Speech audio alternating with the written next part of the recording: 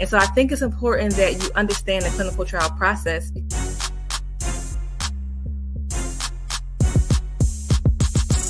I'm not saying that the pill is bad.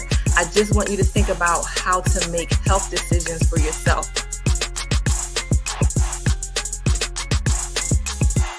You want to be especially vigilant, especially staying on top of it. Once I got the information I needed, I started to move in that. Hey, everybody. Welcome to Keeping It 100, where we have these very open and honest conversations to make sure you have the health information you need to make better health decisions for yourself, for your family, for everybody around you. I am your host, Dr. Kristin Motley. I am so excited to be here today. This is our last show of 2022. So we're going to make it good for y'all. Now, if you think of questions, you want to give us a shout out or say hi, drop in the comments. Dr. Thomas is in the comments. She will make sure that they get addressed. She is always working behind the scenes. I appreciate her so much. Now, let's bring in my co-host from his car, Georgie Mink Jr. Hey. I'm in these streets. What's going on, Doc? That was a good save. That was a good save. Yeah. You always in the streets, and I appreciate you for that. How you doing? I'm good. I'm hanging in there. How you doing this week? You off work from the school this week, right? Oh, yeah. At off. I still saw them. Went to watch them play a couple of games this week. Still supported them. That's good. They actually missed Mr. Bro. So I'm sure. Got some Mr. Bro love yesterday. That's nice. That's always nice. I know you did some extra special work. You went out to their parent bingo night. I think we got a picture of you and Josh. Fully vaccinated dudes. Yeah. We definitely did. We go in the building. Yes. Yeah. That was nice, though. It was nice. Talk to parents. There's still some parents that's on the bubble. But, they still starting to move forward. And actually, some parents are starting to be scared. So they're trying to go in the right direction and just be vaccinated.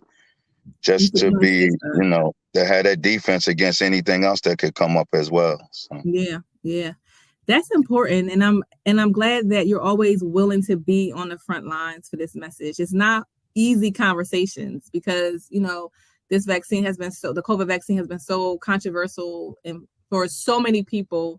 And it's hard to, navigate these conversations sometimes because people get, confrontational, they get defensive, that they feel like you're judging them. And so I really appreciate all that you're doing and have done to move this conversation forward, to give people another perspective to think when they think about COVID vaccines or just the vaccines in general. So thanks for always being on the front lines and being out there, G.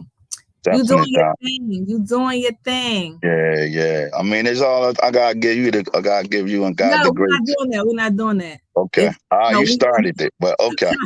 We're gonna move on. And so before we get into our health news update, I do want to give a shout out to the year 2022. 2022 has been really good to Health Educated. I started Health Educated this year, and we've got a lot of support from the community, from sponsors, from funders, and people and organizations are really believing in my vision to, do what I can, to do the little that I can to have an impact on health disparities, improve health literacy, and get health equity where it needs to be, especially for underserved communities. So I'm really excited about all the things we did this year. George, you are always giving me work to do. You come up with good ideas, but it requires me to do work. So this time, instead of me doing the work, I passed it on to some amazing interns. One is Kristin Knox. She's a graduate intern heading to nursing school this summer. I think she's starting in the summer. And nice. Ashley Joseph is a pharmacy student at the Philadelphia College of Pharmacy, where me and Dr. Thomas work. They got together yesterday for a couple hours and put together a 2022 in review video. And this all came from one of the ideas that you had. So thanks for always having good ideas. No thanks for trying to give me work to do, but I'm going to find somebody to do it. So we don't have to worry about it. So Pig, can we look at Health Educated 2022 in review?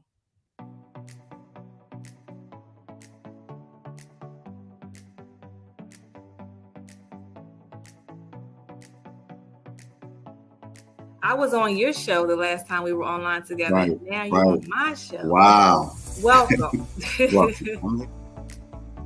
Like that. So mRNA doesn't have any ability whatsoever to change DNA. And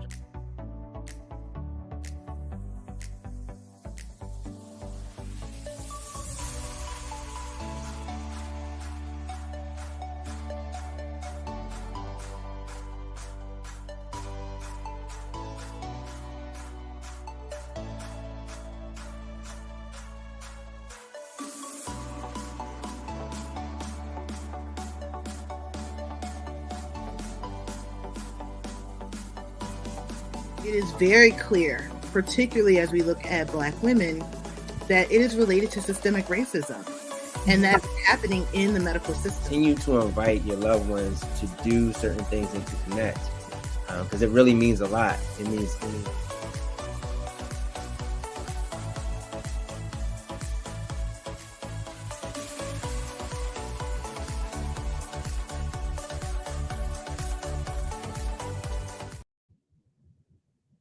There you go. Your vision come to life.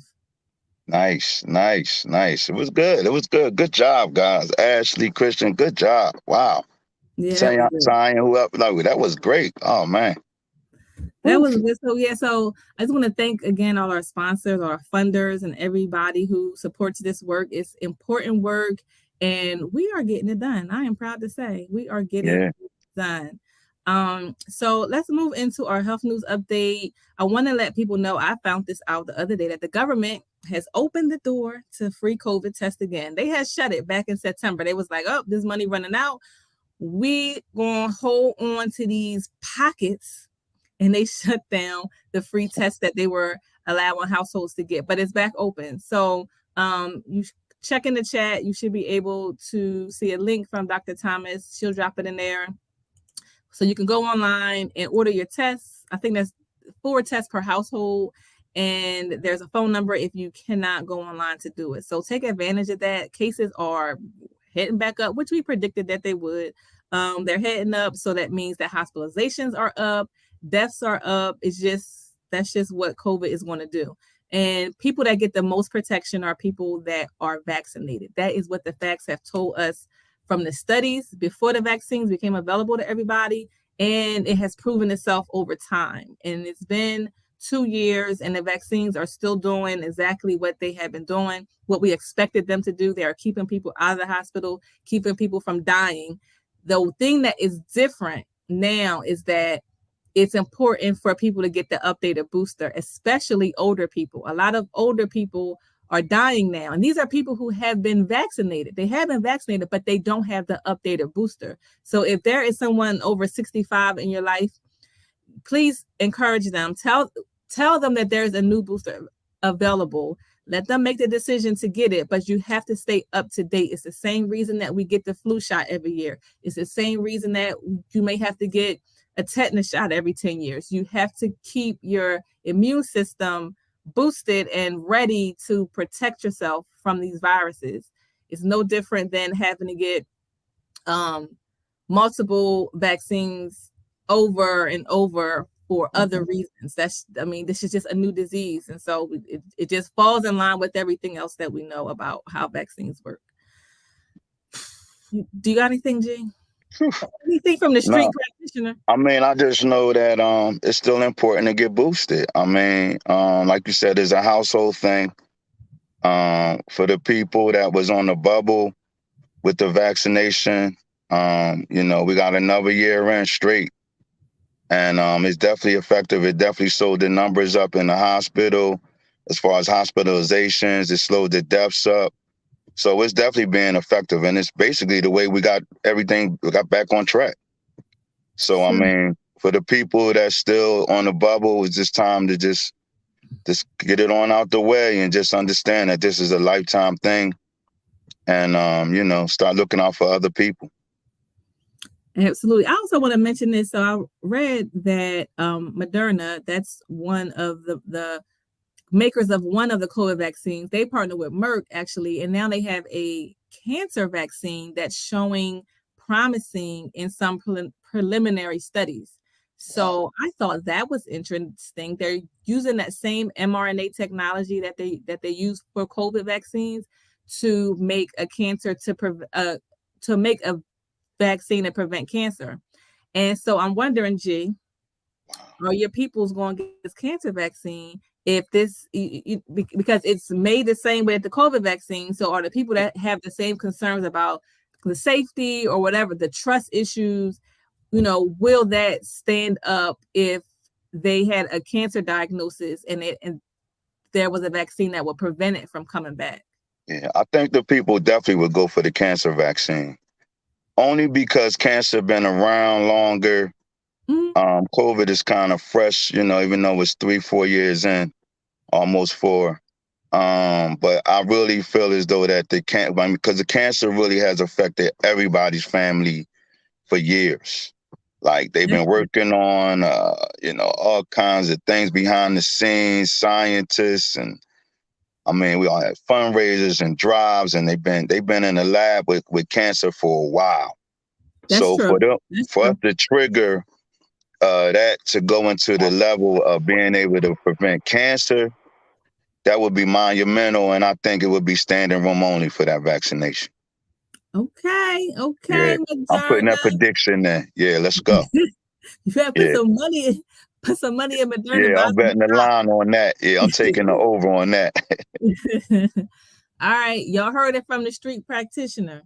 Nice. Yeah. And I think that a lot of what you're saying is right. So cancer has been around. People have heard about it. It's not a new thing. It's not like you're coming up with a new vaccine for a new disease. So there's some credibility there that would give people some peace of mind in terms of, what it could do and how helpful or how harmful it could be. Right. Good point. I like it. Yeah, I'm ready to that. I also want to mention that there's a shortage of cough and cold products out in the pharmacies. There, it's hard to get it because everybody's buying it because everybody's sick. Like you got flu, you got COVID, you got RSV, you got regular colds. It's just sick time.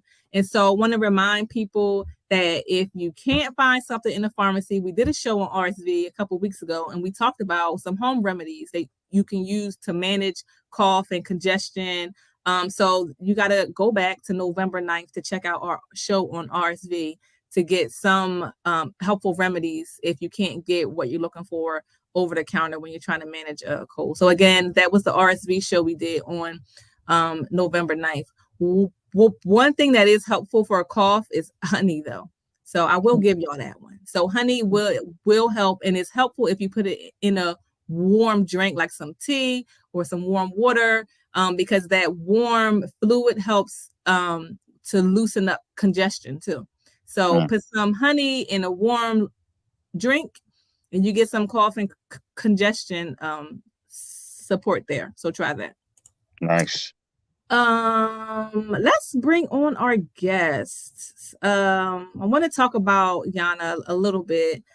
So she has over 20 years of experience as a therapist, and over a decade of experience as a fitness instructor. She has been able to combine her mental health expertise with her fitness knowledge, and she's created a holistic wellness package for her clients, and they've truly been life-changing. I know that. So she's here today to share everything spiritual, everything mental, emotional, physical, to help jumpstart your journey to the better you that you're looking for in 2023. I asked her to come on to talk about New Year's resolutions. We know it can be, it's cool to do it, and it's cool to say you're going to do these things, but research shows that by the end of January, y'all ain't doing none of it. So we want to talk about how to set realistic goals and how to keep it going. So it's a thing you really want to do. Like you believe it and you want it. But so let's talk about how to make it a reality, like forever. So it's not just a thing that you just pick up and do for a couple of days, a couple of weeks, and then you're sliding off the wagon.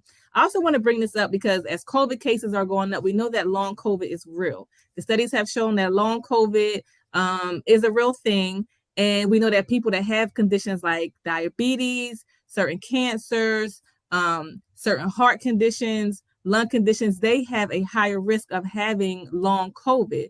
So there are things you can do to better manage these conditions, to prevent cancer, to prevent diabetes, to better control your diabetes. And a lot of this involves physical activity. So I thought this would be a good way to talk about how we can decrease our risk of long COVID, which y'all probably don't care about, but I care about because I got to look at the reports that say that long COVID affect Black people more than it affect everybody else. So we're going to talk about that. But for you to get on your journey, because I know that a lot of you may have a New Year's resolution to lose weight.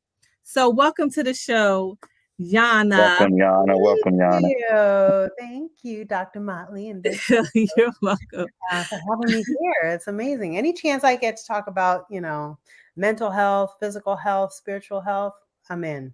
I know you always are, because every time I call you, you're like, yes, yes, yes, and yes. So I appreciate you for that. So I guess I want to start off is like, why do people fall off the wagon? So we set this thing, we're going to make this New Year resolution. January 1st, the 2nd comes, we start to unlock our better self. And then at some point it slips away. Like, what happens? First and foremost, the fact is that we're trying to get on somebody else's wagon. Okay. So let's start at the source, because we each must build our own wagon, or if you want to call it your own bicycle. We have to build our own, as opposed to going by comparison. So what happens is that we align ourselves initially with somebody else's projection of what weight should look like, or what your body should look like, or your, physically what you should look like. And you can begin to force yourself along that road, but eventually it's not in alignment with who you truly are. You're not trying to get in alignment with yourself. You're trying to get in alignment with what society or other people are saying is right or best. Right. So I think that is a huge reason why people, fall off of this wagon, is because it's not their own.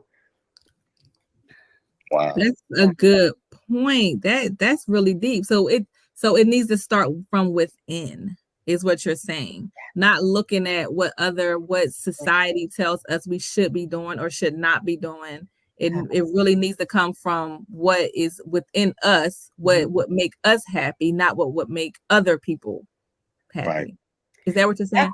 Exactly. Because, when you look at this industry, right, the industry for weight loss products, for everything, right, our capitalistic society, it is built on your sense of lack. If they can, instill inside of you a sense of lack, then they've got you for life. Wow. Yeah, like you're not good enough, or that's good. Think about when you're young, right? You need these shoes that you're going to make you run faster, or you need this cereal because it's going to make you stronger, or you need to, wear this. And then you're a teenager. You need to wear this color or this brand because it's going to make you cool. Because I'm not already cool. Wow. So we come along as followers in this, and we say, okay, so a BMI of 23 may work for, this person over here, but it may not work for this person over here. Right. And so you may have somebody trying to kill themselves and be completely unhealthy, trying to reach this bandwagon model. Right. Wow. So what about like realistic expectations?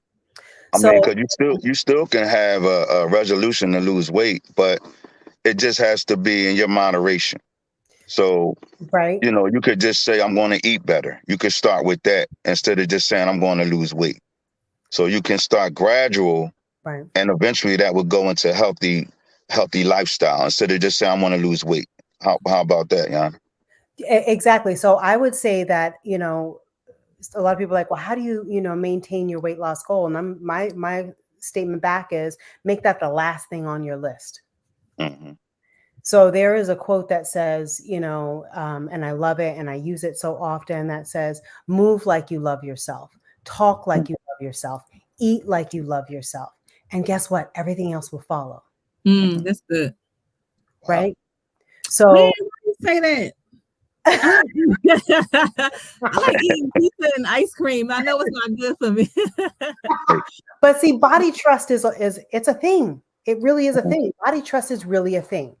If you can trust your body to tell you what nutrients you need. Now, as much as we have times where, you want to have the ice cream and the salad and, sometimes salad, sometimes ice cream, sometimes pizza, more often the bread and those types of things, right? Macaroni and cheese and all that good stuff. But if you listen to your body, there are times when your body's like, I need some carrots, or like I could use, something green or leafy, or I really don't want the meat right now. But we don't really trust our bodies. And we don't trust that inner guidance that we're all given to guide us down the path that we want to go down. But I think if we can have the expectation that I'm going to come into alignment with myself, here's where we come back to know thyself.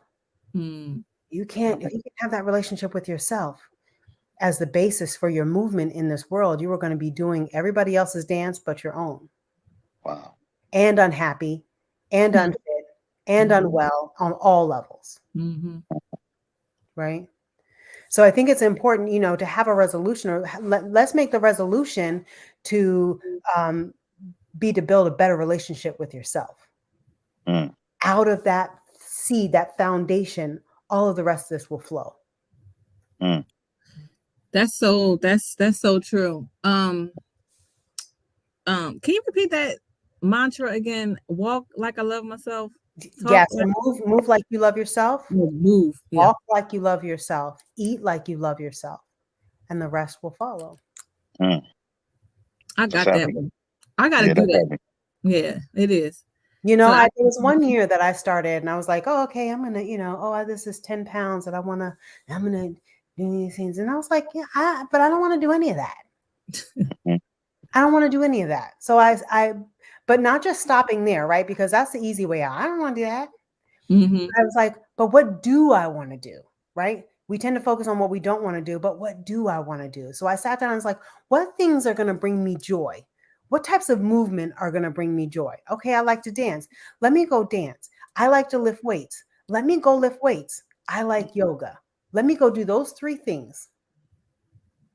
And then let me listen to my body about what I want. Because sometimes I want broccoli. I love broccoli. Like so if I need something, my body will say like, let's have like Brussels sprouts. I want it like something or like fibrous or, those things will be added into your diet. And it's such a love affair. You don't want to leave that. Right? You start listening to yourself. You don't want to leave that. That's great. So, okay. So I like to dance. If the beat is right, I'm going to dance all night. Just like Chris Rock said. Right. I don't like yoga. I never got into yoga and I never really got into lifting weights. So if I like to dance, can you give us like a dance move that we can like do like something like quick or something that may be like a cardio something? What can we do that may be easy? Yeah, I mean, I think any movement that you want to make, you can make it into a fitness variation. How about that? Somebody wants to twerk, guess what? Right, or the wobble. Doing a squat. You're basically doing a squat. Yeah. Right. Yes. Right. Yes, Jana. Up and down. That's what you be doing. What are you doing? Squatting. That's why you be putting twerking in his Zumba classes. Now I get it. I'm like, she got us out here twerking. We on a pool. We just doing now I get it. You like twerking, Jana. Squats. It's those squats, girl. Right. Right. Cool. But it really, anytime you're moving, anytime you're adding in, incorporating, moving your hands above this plane right here, above your shoulders, then you're increasing your heart rate. That's giving you that cardio. So just sit there and do something like this. Yeah. You will notice after a minute, you'll be like, whoa. All right. You'll feel that increase, and it's for those that don't want to do anything, walk. Go outside and take a walk. It's cold outside. It is cold outside. I thought you was gonna hit me with the no excuses. Put a coat on and put a hat on and some gloves on. She agreed with you. I know she agreed. I'm like, here's my thing. You up. Yeah, walking in the house in place. Yeah. Here's my thing. We can give ourselves the freedom to let ourselves express our movement in whatever way feels good that day. You're going to get up and do it again the next day in whatever way it shows up that day. Mm-hmm. But when you're saying I need to go do 30 minutes of cardio on the treadmill today, and then I need to do 30 minutes of cardio on the treadmill tomorrow, and then chances are you're not going to do that, because not every day are you going to feel like doing that on the treadmill, and that's okay. Mm-hmm. We're human beings.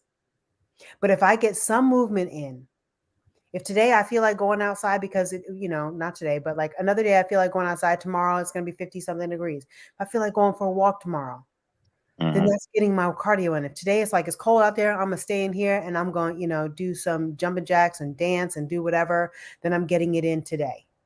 So, it's doing like whatever feels good to you in that moment. Just do something. Mm-hmm. But I'm gonna challenge, I'm gonna challenge the listeners. It's cold outside. If you are fortunate enough to have a coat and some gloves and a hat, and you may need a scarf, bundle up and go outside. We used to walk to school in the cold. Like we walked to school in the cold and we were fine. And so you can take a short while they don't got to be outside all day, but you can take a 5-10 minute stroll outside in the cold. Yeah. And that cold air feels good to like breathe in that crisp cold air sometimes too. Like it can be energizing as well. So I go out, I take the baby out because he is crazy at night. And so what happens is if we don't take him outside to run around at night, he don't go to sleep. So I'm outside at 8:00 and it's freezing, but he's riding his bike. He's having a good old time, but we just bundle up and we go outside in the dark, in the cold at night. So he could go to sleep and we could go to sleep. Right. So it's just like, you just do what you got to do to make it happen. So I don't want to hear it's cold outside excuses. I don't. There's always something you can do. There's always something that you can do. True. You know what I mean? There's always movement that you can make for yourself if you want to make that happen. From the comfort of your warm house too. So just do something. Now, Jen, you had talked about we always make these goals for our physical health. But you wanted to talk to Jana about, our mental health and, Right. I mean, it's part of my resolution. I mean, like you say, the physical thing has to do with consistency, certain things that you might have to change. But for me, it depends on where you at in your life. So for me, everything is mental first. So I'm addressing all mental health issues. I'm addressing all parties going forward in my life. Anything that's around me, I'm basing the energy off of that. So going into the new year, I was talking to Doc and I was just saying, everything is just based off energy. So I want to be around positivity. We work in the public. I also work in the schools. We have to share this energy and express ourselves to people that we work around, other organizations. So, the most important part of going into the new year is the mental health. Absolutely. It's been like the circulating word. Some people implement it, some people don't, some people take it serious. I'm taking the mental health part like more important than the physical part, because I feel like once I gravitate to the mental health, everything else is going to fall into place. So, it's going to start with the positivity, just always dealing with people that we both pouring into each other, that's the most important thing. Like me and Doc, we got great communication. Like we always pour into each other. Like that makes that's what made our whole year successful. So I want to continue that into my lifestyle, and especially in doing the work that we're doing. So the mental health aspect of all that stuff, the losing the weight, whatever people do, they're going to stop smoking or whatever. They the basics. The big boy to me is the mental health. Absolutely. Right. 100%. So that's basically where I'm at. 100%. Because if you don't have that, so let's break this all the way down, right? So when the culprits involved in us, truly gaining the weight is a repetitive diet that includes a lot of carbohydrates, a lot of sugar, a lot of fat. Now, what's happening is that we're not taught how to deal with our emotions from the time we're little, right? We're told to shut up and sit down somewhere, stop that crying, go in the other room, keep it to yourself. Don't nobody care. No one wants to hear that. Go over there. We don't develop the ways to deal with our feelings and our emotions. So, scientific facts are that when you eat highly sugary foods, when you eat foods high in carbohydrates and fats, they help you to release all the things that we need to help ourselves feel better. Dopamine and serotonin, neurotransmitters that are released in our body, right? So dopamine is concerned with your pleasure, and then serotonin is going to reduce stress. So what's happening is that's why we have what we call like emotional eating. And that's truly the culprit. So taking that, if you extrapolate that, and then you go to the other side and you say, if we develop tools to deal with our stress, if we develop tools to deal with our emotions that are outside of food, now we have a toolkit that we can use on a regular basis for our mental health, our spiritual health, our emotional health, and our physical health. And it all comes together. So it starts with a resolution being to develop that relationship with yourself by sitting down and being aware, right, of how stress and what the stressors are in your life, right? And then how you respond to those stressors in your life. So now when you can witness that from another perspective, from that eagle's eye perspective, saying like, this is how I tend to deal with stress. I know I go in the kitchen and I grab those chips, or I get, cake, or I grab this, and you listen to music and watch TV, right? So these are the ways that I classically do it. Now you have the understanding that you're doing it because it actually releases those neurotransmitters in your body that help to make you feel better. Mm-hmm. So how else can I do that? Is it breathing techniques? Right? So what I would say is to develop a plan. My best tool is to develop a plan where you have one thing that you can do for your mental health, one thing that you can do for your emotional health, one thing that you can do for your physical health, and one thing that you can do for your spiritual health. And if you add those to make a toolkit, nobody can touch you. Wow. Nobody can touch you. If you have one thing that addresses each one of those, right, that can take you away from, so like Dr. Kristin Motley, like you were saying, the walking piece, that would be your physical piece, right? You want to get that movement in, whatever. I don't care how it happens. If you get on the floor and you turn on the old Jane Fonda tape, I don't care how you do it, right? But if you get some movement in, if for your mental health, if you begin to look at, really reading different self-help books, podcasts, whatever it is that brings you into a place where you're dealing with yourself on a mental level and changing how you think about yourself and the limiting beliefs, that the biggest things that we have are limiting beliefs about what we're capable of, and our negative self-talk, right? So that emotional health, bring in affirmations, create affirmations for yourself, change the way you talk. And when we change ourselves on the inside, then we go about changing. So when, George, like you were saying, when you're in schools and you're dealing with kids, right? When you change the way you talk and you use different words and they say like, oh, that's interesting. That's a different way to look at it, as opposed to I can't do, I get to do. I have to do. I change have to with I get to. All those little things they pick up on. They're sponges. They suck it all in. Right. We inadvertently affect other people's mental health.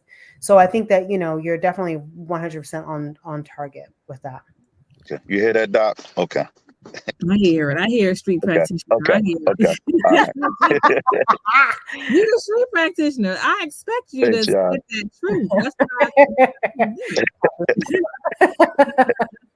and I think that what you said in terms of the toolkit is really important, and it aligns with what Danae shared with us last week. So last week we did a show on substance abuse, drug and alcohol use, and addiction. And one thing that she said was, if you have to turn to drugs to deal with any stressor, to deal with things in your life, it doesn't matter how much or how little, it's a problem. she was saying that we need to make sure we have tools in our toolkit to address the stressors of life. So we're not picking up a drink or we're not smoking, because she pretty much said it doesn't matter how little you do it. How many puffs don't matter. How many drinks don't matter. Is if you're turning to that thing for some release because you can't deal with the stress, you have to find some, then it's a problem. Because we were asking, well, how much is too much? She said, it doesn't matter. If you're using these substances to get through, it's a problem. And so what I feel like I hear you saying is we need to build in our toolbox. We need to have some breathing techniques, some fitness techniques, some things that we can do so that we are just already grounded. And it'll help prevent us from picking up or from sustaining those debilitating behaviors that we can have. Well, that is as spot on. And I think that we also have a lot of trauma. We don't address trauma. Yeah. Right. Yep. And so if we don't address our traumas from childhood or, generational traumas that are passed down, right? Energetic traumas that we receive from our elders. And if we're not ones that are breaking that cycle, if we're not addressing those traumas, they've got to go somewhere and they get stored in our body. And disease is dis-ease, right? So it sets us up. The body keeps score. There's a book that's called The Body Keeps Score. You ever read that and, you'll have a better understanding of how your body starts to absorb all of that trauma. And so you can't walk around with that raw. And so a lot of times you see people who will kind of fracture themselves on a mental level, right? They'll dissociate. Narcissistic, behavior traits come about. So you have all these different ways that people try to cope. Our brains are brilliant in the way that they help us cope and survive. But survival can be by any means necessary. Right. We want to move to thriving, where we're spreading out. You take that plant out of that little pot that it was put in to be transported. Like, I don't know, here, take this plant. Then you take it and you repot it, and its roots can spread out. How do we spread out into our lives and get away from, that was messed up. I was getting ready to say a bad word. That was messed up. Like, let me go drink this away. Let me go smoke this away. Let me go sex this away. Let me go buy this away. Let me go do all these things, get it out there. And then we understand that, it's an internal job. Like, I need to talk about, being raped. I need to talk about being molested. I need to talk about being sold for this. I need to be, we need to talk. Right. And you're going to have to come out your comfort zone. I think that's one of our biggest problems. I mean, the breathing techniques and all these things, that's not normal because that's not the way we used to handling it. Right. So like Doc said, people use drinks. We use happy hour as a mask. We use all these things to try to mask, what we're actually going through. And that's actually a tool that we started using.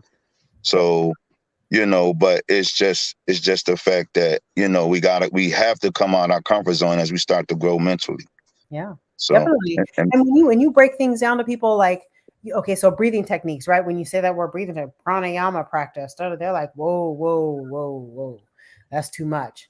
I'm already breathing, So here's the thing. We already do it. When you say to somebody, when you take that heavy sigh, when somebody pisses you off, or when you take that heavy sigh when something goes on, that's a breathing practice. Your body automatically does it. Right. So you already did it. You're already involved in it. It's now connecting your thought process with the breath. That's it. That's the only difference, is now acknowledging what you're already doing. Right. Let's build our toolbox real quick. Jana. Yep. When we are feeling stressed and we may go pour a drink or may go to the fridge and grab some food or do something else that is not aligned with us loving ourselves the way that we should, can you give us a quick breathing technique thing that we can do? Like, what can we do in that moment to help us to get through? Yep. So if you're reaching for that food and you reach for that drink, I don't care if you pour the drink, I don't care if you made the plate and you're coming back down to sit down. When you sit down with it in front of you, first of all, you're asking yourself, what am I expecting this substance to do for me right here? What's going to be the outcome of that? How am I going to feel after I eat this or drink this? And if you can't do that, You stop and you just sit there, and it's called square breathing. There ain't a therapist alive that hasn't told people about square breathing, box breathing, and many people call it.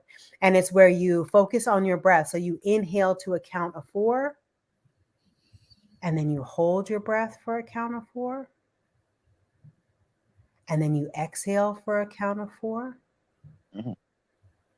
And then you hold for a count of 4. And you stay in that cycle. All right, G, let's do it. Right? I just did it with her. So You ain't do it. yes, I did. You want me to count it down? I'll count you down. I was in the moment. Like, Okay, good. we could do it though. We could do it. Let's try, because we still got stuff going on. Yeah. All right, let's do it. All right, so you got to guide us in. Go start it up again, Jana. Yep. So sit back, relax, and I want you to inhale 1, 2, 3, 4, and hold 2, 3, 4. Exhale 2, 3, 4, and hold 2, 3, 4. Inhale 2, 3, 4, and hold 2, 3, 4. Exhale 2, 3, 4, and hold 2, 3, 4. That's good. Boom. Okay. I like the stillness of it, like the peace Yeah. and the stillness that brings. Well, it serves so many purposes, right? It brings you back into the moment. And if you're focusing in, if I'm not doing it for you and you're doing the counting and you're doing the breathing, well, then your thoughts can't be anywhere else but on that count and your breath. Mm-hmm. Right? So when you're having anxious thoughts about a future, Mm-hmm. when you're on that breath, you can't be thinking about what's going to happen in the future because you're focusing. Did I count? Wait, what was that? Number 2? What number was Mm-hmm. that? You have to do one or the other. You have to make a choice. Nice. That's good. That's Okay. good. This is good. So thanks for adding to our toolbox. I think just like Nate told us last week, we have to have some coping skills to get through challenges because life is hard. And just like you said, we are all dealing with traumas. So just like I always say, I think everybody needs God and everybody needs a therapist. So if you don't have a therapist, you can always go to psychologytoday.com. They have a list of therapists there. You can see what they look like. You can see if they take insurance, what insurance they take. If you don't have insurance, we always refer you. If you're in the Delaware County area, you can go to Chest Penn. They have therapists there. They're right in Chester on 9th Street. There's other resources. Just reach out to us and let us know what you need. But I just feel like everybody just needs a therapist. We all do. So please take advantage of that. Jana, thanks for coming on the show. Thanks for closing out. Thank you for having me. Great show. Thank you, Jana. All right, y'all. So I just want to remind you all to protect yourself from COVID. It's still out there. The numbers are up. They've been going up. They'll probably go up for a few more weeks because Christmas is next week. The best way to protect yourself is to get the COVID vaccine. That's just what it is. Mm-hmm. I'm just going to tell y'all what it is. That's you got to get vaccinated so you can have that peace of mind. Especially now, this is especially important for older people. If there's anyone that you know who's 65 or above who have not gotten that latest booster, the people who are dying now are people who have been vaccinated but don't have the latest booster and are older. So make sure you let them know. A lot of people don't know that it's out. So let them know that a new booster became available this fall. They need to get the new booster to best protect themselves against COVID. It's not too late to get the first dose. It's not too late to get the second dose. And it's not too late to get the booster. We got to get caught up so that we don't have to succumb to this disease. Also want to remind you that if you still need health insurance, you can sign up through healthcare.gov. If you sign up by January 15th, you'll have coverage that starts February 1st, I believe. But the deadline is January 15th. That's like the hard deadline. And not taking anybody else after that until next year. So make sure you go to healthcare.gov, check out the prices. I went on with my friend who needed insurance. She lost her job and she needed insurance for her and her 2 kids. We went on together and did it together. She ended up finding a plan. Her plan, because of her income, was about $800 a month. That's expensive to me. That just seems like a lot of money to have to pay for health insurance. And it's so unfortunate that she's a mom with 2 kids and have to pay $800 a month for insurance. But it's based on your income. So put your numbers in, see what comes up for you. It's there, it's available. Take advantage of it. And if you need help paying, you may qualify for Medicaid. And usually there's a link on the penny.com, pennie.com. If you're in Pennsylvania, there's a link to let you know if you qualify for that as well. Let me think. We don't have anything coming up. The holidays are coming up, G. I know we're going to do something on Martin Luther King Day in Chester. So everybody's tuned for that. So we'll definitely have a COVID clinic on MLK Day. That's Monday, January 17th. So stay tuned for the details there. We don't have a show next week. This is the last show of 2022. So thanks everybody for tuning in, for checking us out. And we will see y'all in 2023. See you when we cross over. All right, Doc. Thanks, Tyan. Thanks to everybody behind the scenes. Ashley, the whole team. Thank you again, Doc. Yeah, everybody be safe. And so I think it's important that you understand the clinical trial process.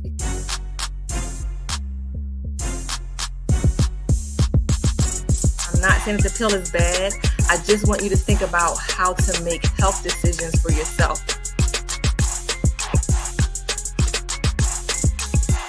You want to be especially vigilant, especially staying on top of it. Once I got the information I needed, I started to move in that direction, how to make health decisions for yourself. In your mind, what would you say to brothers that's not vaccinated or just people in general? I'm glad to hear you are protected, and thanks for being so honest here on Keeping It 100, because that's what we do.